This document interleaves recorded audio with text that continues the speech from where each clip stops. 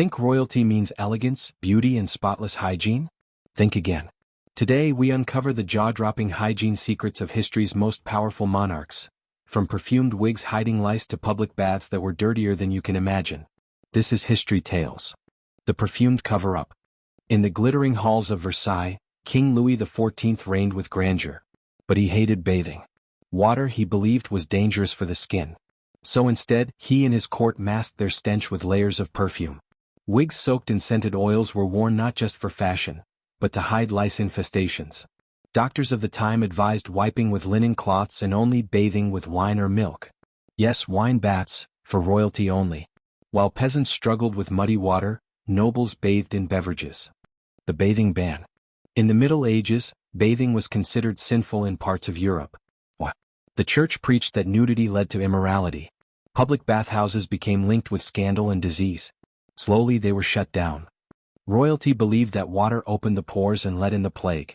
Queen Isabella of Spain reportedly bathed only twice in her entire life, once at birth and once on her wedding night. Toilet troubles in palaces.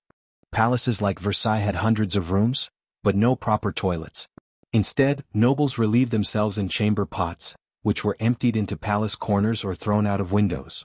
In England, the phrase, "Gardez-vous," was shouted before dumping waste onto passers-by.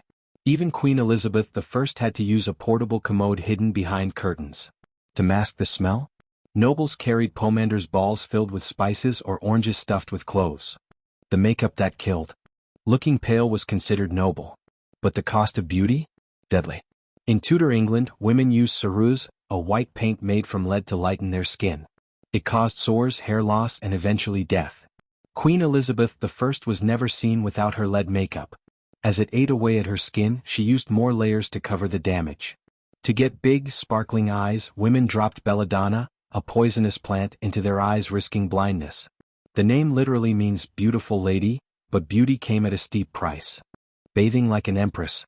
While Europe turned away from bathing, other civilizations embraced cleanliness. In ancient Rome, Empress Poppaea bathed in donkey milk daily, believing it kept her youthful. In Japan, royal families used steamed herbs and incense baths to purify the body and spirit. In contrast to Europe's filth, cleanliness was seen as sacred. Hygiene secrets of royal women. Royal women, from Chinese concubines to European queens, had entire hygiene routines carried out by servants, including helping them dress, undress, bathe, and even wipe. In the Ottoman Empire, harem women used rose water and gold-infused oils, but privacy was rare. Cleanliness wasn't just personal, it was political. Tooth blackening beauty trend. In 18th century Japan, noble women practiced ohaguro, the art of blackening teeth. A mixture of iron filings, vinegar, and plant extracts permanently stained the teeth black. To outsiders it may seem strange, but in Japan, blackened teeth symbolized beauty, maturity, and marital loyalty. It even protected teeth from decay, though it stained lips and gums forever. Bathing in beer and chocolate. While some royals feared bathing in water, others turned it into a luxurious ritual. In 18th century Austria, certain duchesses bathed in warm beer, believing it softened the skin and added a youthful glow. In colonial Mexico, Spanish elites indulged in something sweeter, cacao baths. Warm chocolate infused with spices like cinnamon surrounded the bather in both fragrance and flavor. A true feast for the senses. Roman urine mouthwash. Ready for the weirdest dental tip ever? Ancient Romans used urine, yes, urine, as mouthwash. Why? Because Portuguese urine was rich in ammonia, a natural cleaning agent. It was so popular that Emperor Nero taxed it.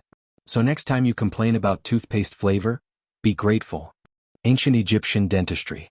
When you think of ancient Egypt, you probably imagine pyramids, pharaohs, and golden treasures. But here's something you might not picture: dentists. As early as 3000 BC, Egyptians were practicing dentistry. Archaeologists have discovered skulls with drilled teeth, proof that they used small copper tools to clean and even attempt to fill cavities. Toothaches were common. Their bread was full of sand and grit from stone grinding. The result? Worn-down teeth and pain that could make a pharaoh cry. Their remedies included chewing medicinal herbs like myrrh, or applying soothing pastes made from honey and crushed minerals. It wasn't modern dentistry, but it was surprisingly advanced for the ancient world. Snail slime for skin glow, 17th century France. In the glittering courts of 17th century France, Beauty was more than vanity, it was power. Every glance, every appearance at the royal court was an unspoken competition. And for the aristocratic women of Paris, there was one very strange weapon in this beauty war: snails. Yes, snails.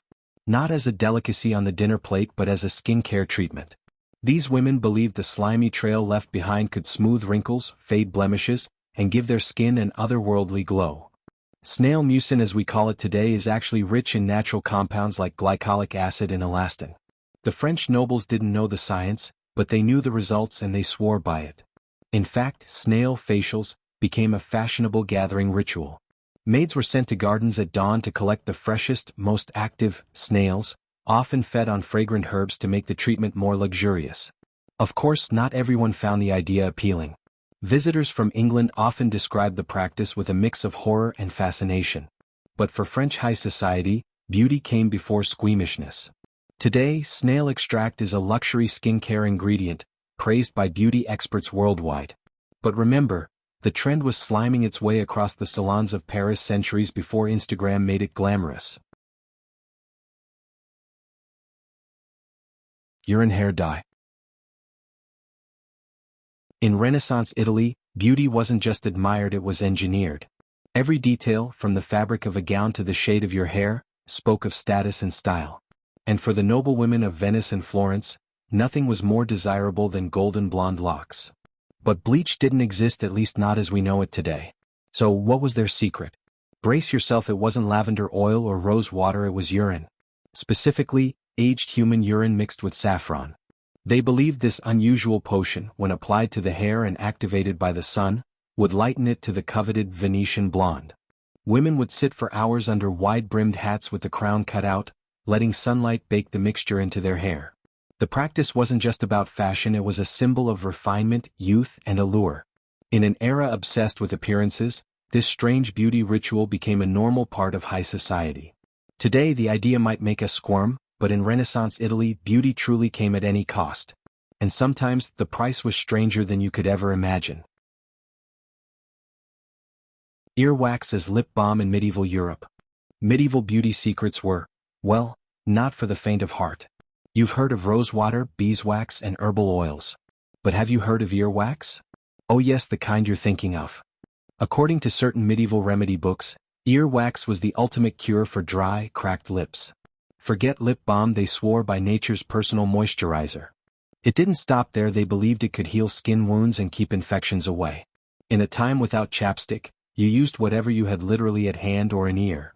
Sure, it sounds disgusting now. But back then, it was just another beauty tip from an age where necessity made even the strangest things completely normal.